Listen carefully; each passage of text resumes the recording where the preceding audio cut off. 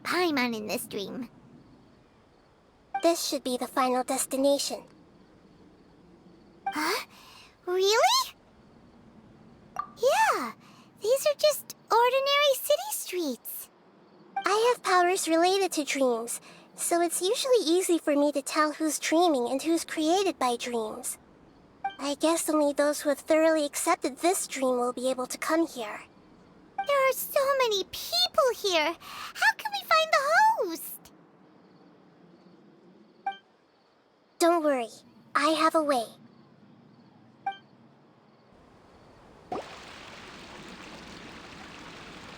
You know, I've heard that plants grow better if you play music for them. And on that note, it's been a while since I last heard you play. Sorry, I've been a little busy these last couple days.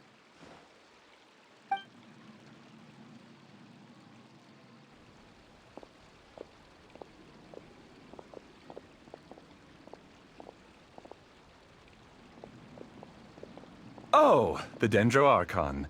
What a pleasant surprise. Oh, welcome, Great Dendro Archon. And your companions, too. Welcome. I'm Amira. I run the flower shop here. And this is my husband, Moses. Yes, how may we help you? You already know all about me. There's no need for all the pleasantries. Perhaps I should call you the dream's owner? As expected of the Dendro Archon. I'm sorry, Amira. It seems my research has attracted the Dendro Archon's attention. Why don't you go back to the flower shop? I'll come help you a little later. Okay, of course, dear. I'll see you later.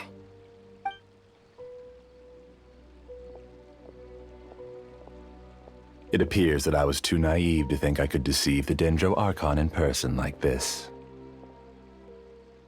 To avoid looking like too much of a fool, allow me to ask the first question. How well would you say you understand this dream? This dream was built by the Akasha, and it has the power to create imaginary people who no longer exist in the real world. As for you, you found a unique way to become the owner of this dream, going so far as to have even given up the ability to wake up again. Given up the ability to wake up? Impressive! You truly are the embodiment of wisdom.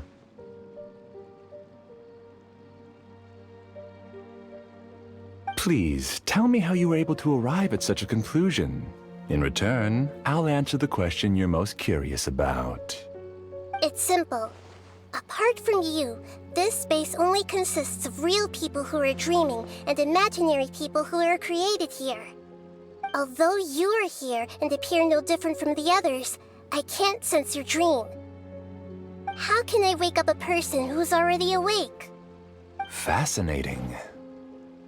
Since you're the fully awake owner of this dream, it can never collapse from you waking up. Theoretically, this should also give you absolute control over this place. I have to admit, it really doesn't get much better than that. But even knowing all of that, one question remains. How did you do it? Isn't the answer right in front of you, Great Dendro Archon? It's because I've dedicated my entire reality to this dream. I uploaded my entire consciousness into the Akasha when it was still running. Actually, this all started because of an accident. My original goal was not about the Akasha or a collective dream. No. You were motivated above all to create a hyper-realistic person. The desire to reconnect with a real loved one is the one shared sentiment between all our dreamers. That's right. However, human models are too complicated. Only the Akasha has a jnana energy supply powerful enough for me to generate and sustain my models. The Akasha is truly magnificent. If I siphoned a minuscule amount of its energy, nobody would even notice.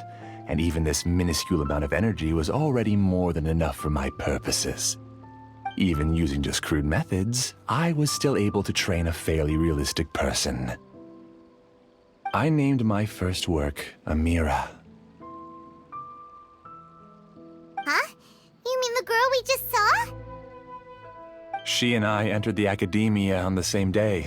Starting with admission procedures, we bumped into each other 6 times on just that first day. And because of that one day, we eventually went on to fall in love. We studied, conducted research, and made breakthroughs together. Our rhythm was always in step. I felt like we were 2 separate bodies that shared the same heart. However, Elazar later took her from me. Yes, I need more training samples to perfect Amira's personality. I found their details in the Akasha's database. Using the pretext of testing for mental health disorders, I implanted signaling devices in their bodies. This way I could connect them to a network, and Amira could feel their yearning. Little by little, they helped her to grow and develop a warm, human personality. To improve my efficiency and allow myself to focus on nothing but my research, I uploaded my consciousness as well, and became a part of the network. So, technically speaking, it's not that you won't wake up, it's that you can't wake up. Yes, because the Akasha was suddenly turned off, I lost all of my jnana energy. I became imprisoned in the very network I had constructed. At first, I panicked. But, after coming to grips with the situation, I realized that I could restart this world as long as I could find a replacement source of jnana energy. That means everyone in the network is providing you with jnana energy! That's all there really is to it. I don't think I'm doing anything wrong. I'm just saving them as well as myself. I provide a beautiful dream, and in return, I harvest their jnana energy as fuel for the dream. They can wake up any time they wish. People need to sleep anyway, so why not have some beautiful dreams while they rest? I agree. This is the home we spent a great deal of effort on to build for ourselves. Yeah, she's right. We're staying here of our own free will. I don't understand this at all, but I just want to spend some more time with my family. I don't want them to be sad. Thank you, dear. Great Dendro Archon, I hope you can understand. You don't need to gather around here. It's all right. The Great Dendro Archon is nothing if not kind and considerate towards her people. She won't interfere with what we're doing here. Uh-oh, now he's playing dirty! It seems like I won't need you to answer my last question. You're willing to tell me all your secrets because you have nothing to fear. If you use real people as your weapon and turn them against their Archon, then there's nothing the Archon can do. They just want to be with the people they cherish. I don't think there's anything wrong with me providing them with that opportunity. They don't wish to eternally part with their spouses and friends. What's so wrong about that? If you understood humans a little better, or had also experienced firsthand the absolute devastation of loss, then perhaps you wouldn't be so cold towards us. If you had used your talents and determination for a just cause, you could have become a sage of the new generation. Unfortunately, you've committed one of the 6 cardinal sins of the Academia by attempting the forbidden and fearing none. You equated people's feelings with cold jnana energy and deprived them of the pain that they have to face. You lured them into these dreams and even now remain completely unaware of how evil all of this truly is. Pain? Luring? Those kinds of things haven't existed here from the moment this world was created. She's right here. This is Ilmon's child, Haidar. Huh? My daughter? What's wrong with her? This dream relies on a set network, which means that only those with devices planted in their bodies can enter this world. Carefully think back and retrace your steps. I secretly went back to the mountainside with Haidar. Minar was already there waiting for me, and Haidar was able to see her mother. You mean she isn't actually the real Haidar? No, Because unlike you, she can't enter this dream. The moment you came into this dream, it created a Haidar to realize your wish of reuniting with your family. So, tell me, where's the real Haidar? She's still out there on the mountainside. That's right. And she must have been terrified to see her father not in his right mind. Not to mention the monsters in that area. The situation is very dangerous.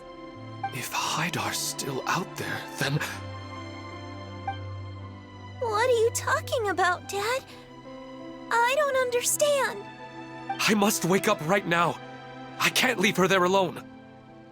Oh. It seems the others have also remembered something. People try to avoid pain and stay in their perceived bubbles of safety out of an instinct to protect themselves. This is human nature, but it is also one of their weaknesses. However, why are there still so many people striving to move forward even when they know the path ahead is dangerous and painful? It's because people don't only live for themselves. They have families, loved ones, friends, and communities. They have dreams that they are still trying to achieve. But in this dream, you showed them only the most comfortable and soothing things. This entire world has been built on the foundation of buried and unseen pain. It's all just a well-devised scam. It seems like I've stayed in the dream for too long. I still have so many things I haven't done. I thought gods didn't understand humans. That would have explained why they created such a flawed world where countless tragedies took place. I didn't expect you to arrive at the answer through sheer power of observation. But unfortunately, it means nothing now. If you wanted to spend a little time in the waking world, go right ahead. In any case, I wanted to spend some time alone with Amira. As long as this dream continues to exist, you'll come back. Humans aren't as strong as you think, and even if you're a god, they won't always listen to you. It's time to purge all the extraneous data and noise.